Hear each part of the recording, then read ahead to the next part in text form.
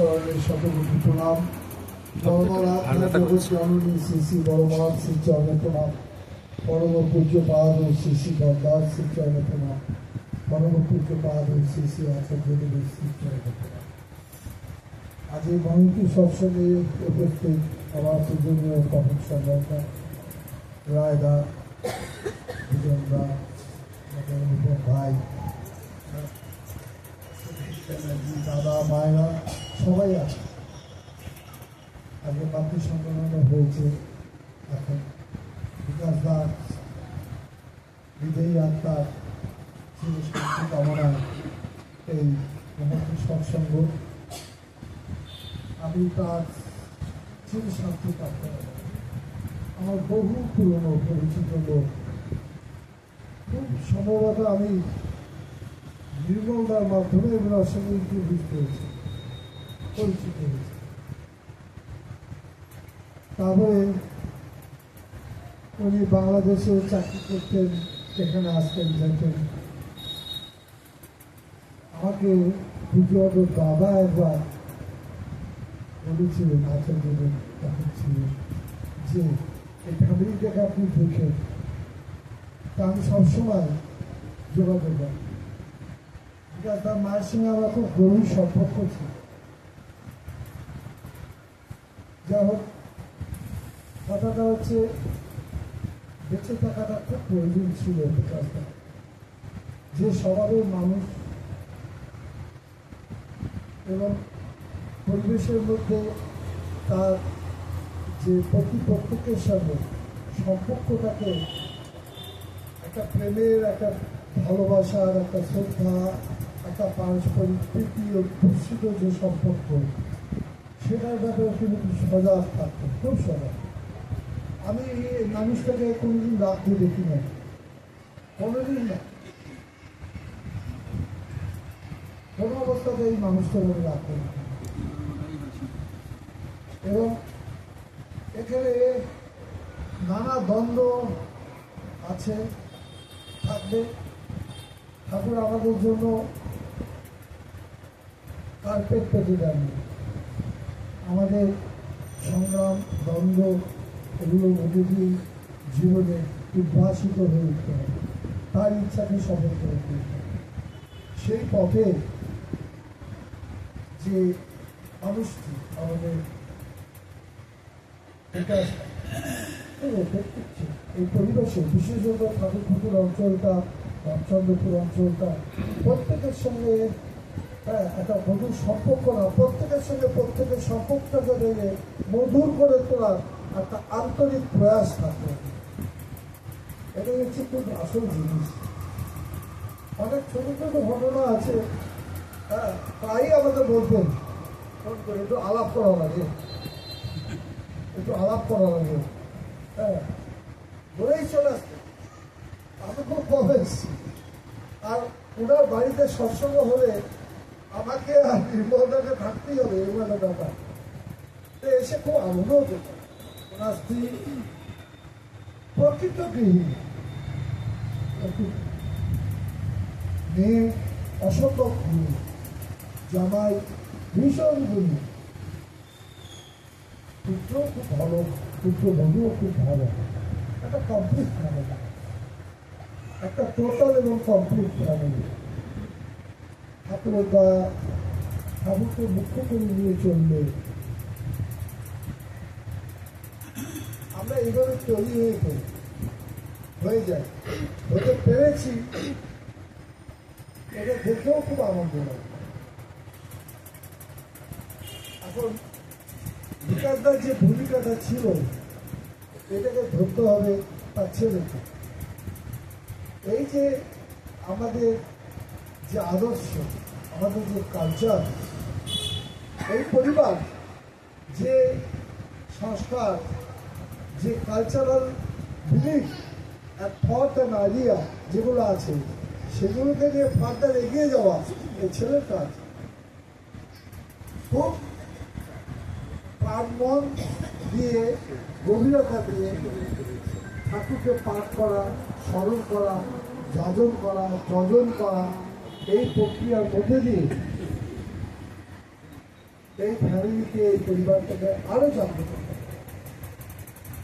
বিকাশদা যেখানে গিয়ে থেমেছে সেখান থেকে আরো অনেক এগিয়ে যেতে হবে তার ছেলেকে। পুত্রের রয়েছে এটাই দায়িত্ব।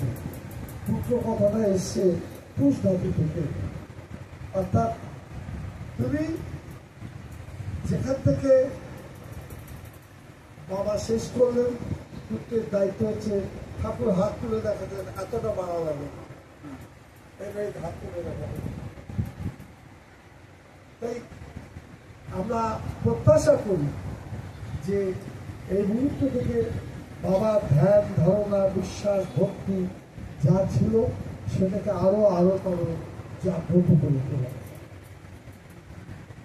আমার সঙ্গে বহুবার তার ইন্টারাকশন হতো। আমি বলতাম বিকাশদা ওয়েট কমা,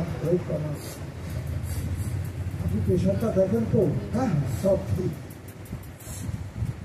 এরকম আশঙ্কা চলে যাওয়াটা মানে নিজের থেকে কিছুটা অবজ্ঞা ছিল।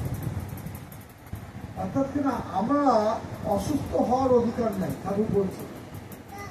সদাই বেঁচে থাকার জন্য যা যা করা নিখুঁত ভাবে করে যাওয়া, প্রত্যেকের জন্য সেটা প্রয়োজন।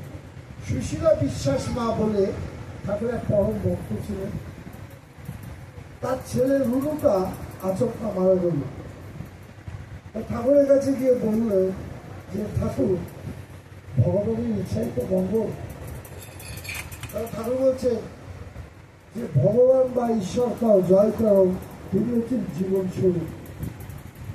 জীবন প্রবাহকে অক্ষুণ্ণ রাখার যা যা তিনি যোগান দেন, তার মঙ্গলের মধ্যে সেই ইচ্ছাগুলোই কিন্তু ভগবান। আর যা মৃত্যু তার শয়তানের লীলা। তাই ওখানে কিন্তু ভগবানের কিছু নাই। তুমি তোমার জীবনকে যদি রক্ষা করতে যাও, তার বিধান যা যেমন ভাবে চলা, ভাবা, করা, সেইটাকে তুমি যদি রক্ষা করে চলো, জীবন স্বরূপ, জীবনের প্রভাব আনো থাকে, তুমি যদি অক্ষুণ্ণ রাখো, তাহলে তোমার বাঁচার অধিকার, আয়ু বিস্তার তারপরে বাড়তেই থাকবে। খুব স্বাভাবিক। তাই সুশীলা মাকে তিনি বুঝালেন একটা কথা, বললেন তাহলে ঘটলো কি করে? ঠাকুর বললেন ঘটলো কি, ঘটালি। আমাদের জীবনে যে আচমকা ঘটনাগুলো এসে আমাদের তছনছ করে দিয়ে যায়, কিন্তু সুপ্ত আকারে এমনতর ঘটনাগুলো কিন্তু আমরা সাধনা করি, আচরণ করি, জীবন চলনায় চলি, যা বলে আচমকা এসে পরে আমাদের অনেক দিন আরো তার বেঁচে থাকার প্রয়োজন ছিল এই পরিবেশে। যেমন তার পারিবারিক প্রয়োজন, তেমন তার পারিপার্শ্বিক প্রয়োজন, ইন্ডিভিজুয়াল এন্ড গ্রেটার লাইফ দুটোই ক্ষেত্রে তার বেঁচে থাকার আরো প্রয়োজন ছিল।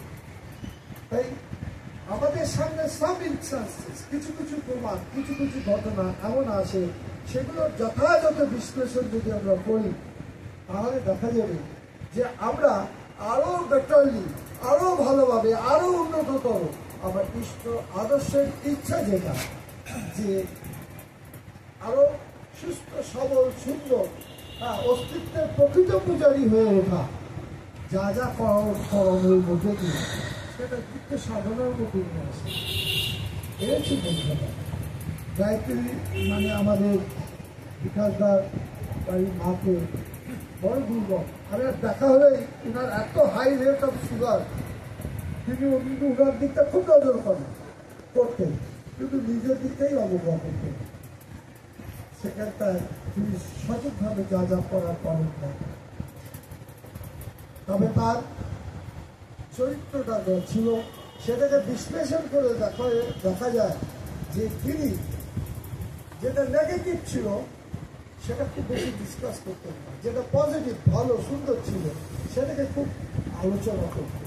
তার জীবনের একটা দিক সৌজন্যতা, সৌজন্যতা ধর্মের আমার একটা সুন্দর দিক, ওইটাকে বাদ দিয়ে ধর্মকে বিকশিত করা বা গ্লিটারিং করা, চকচকে ঝকচকে করা সম্ভব না।